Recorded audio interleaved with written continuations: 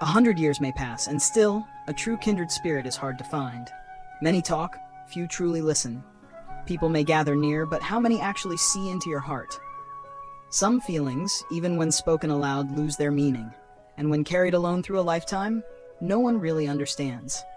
Because the ones who truly understand us don't just show up when we want them to. Kindred spirits, soul-deep connections, aren't measured in numbers. They're found in someone who listens with silence, without judgment, without needing you to explain.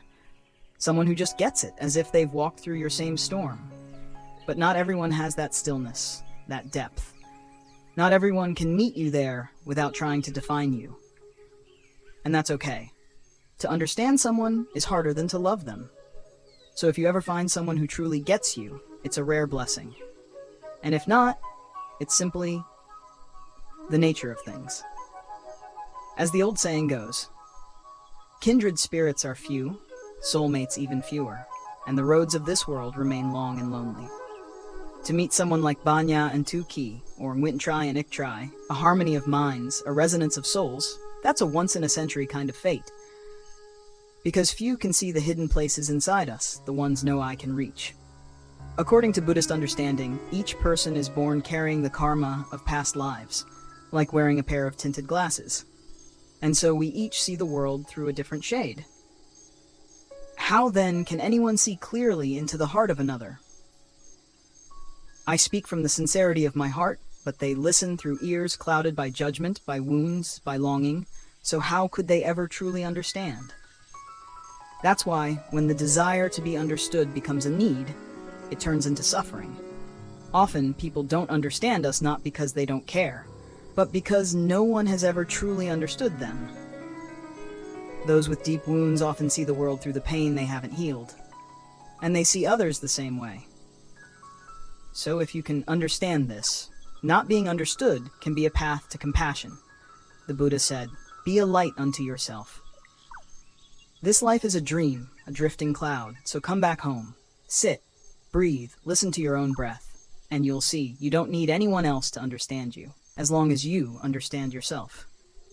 But turning inward is not isolation. It's not retreat.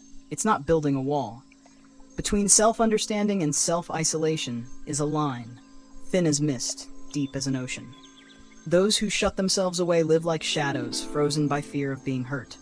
Their silence is guarded, every glance, every word feels like a threat. But those who befriend themselves sit with their pain without shame. They choose silence to listen, solitude to feel connected. They don't fear being misunderstood, because they no longer need to prove anything. One lives in a cage of fear. The other lives free in a house of clarity. So don't confuse stillness with loneliness. Don't mistake coming home to yourself as running away. The bravest ones are those who dare to sit with themselves. In the spiritual path, the deepest truths can't be named. The way that can be spoken of is not the eternal way. The more you try to be understood, the more you lose yourself in explanation.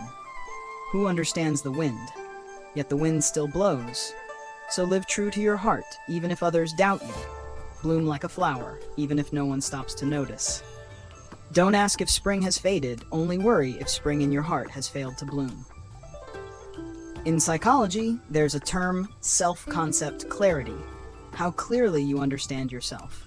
The clearer it is, the less you sway with the winds of others' opinions, because you know you are not defined by what others think of you.